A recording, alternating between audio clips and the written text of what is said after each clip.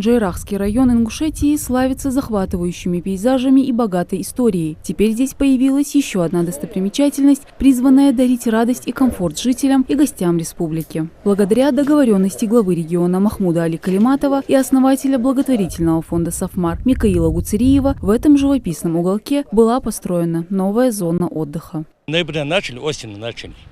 Окончание под Новый год было окончание. Работали человек 7-8 даже, 3 бригады была.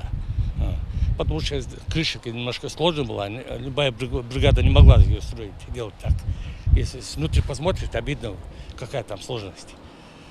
Крыша отдельная бригада делала, плитку отдельно, там остальные, что 3-я бригада была вот так.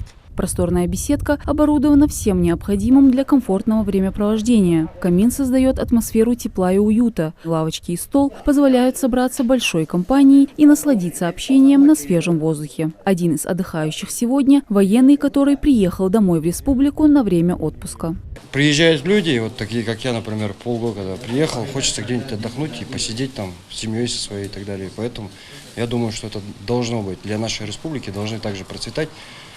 И хочу также сказать благодарность большую главе Республики Ингушетия и, соответственно, Гуцериеву, который помогает нашей республике. Подрядная организация продумала каждую деталь. Особое внимание уделено благоустройству прилегающей территории. Здесь были высажены молодые деревья, уложена площадка из щебня, оборудована парковка для автомобилей и установлены урны. Новая точка притяжения гостей и жителей республики, без сомнения, стала любимым местом отдыха для многих семей и компаний.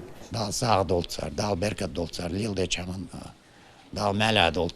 21-я зона отдыха, построенная благотворительным фондом «Сафмар». И еще один шаг на пути развития туристической инфраструктуры региона и создания комфортных условий для времяпровождения местного населения. И вот она, просторная и уютная, с живописным видом, зона отдыха, готова принимать гостей в любое время суток. Мадина Цора, Магомед Дарсигов, Магаз 24.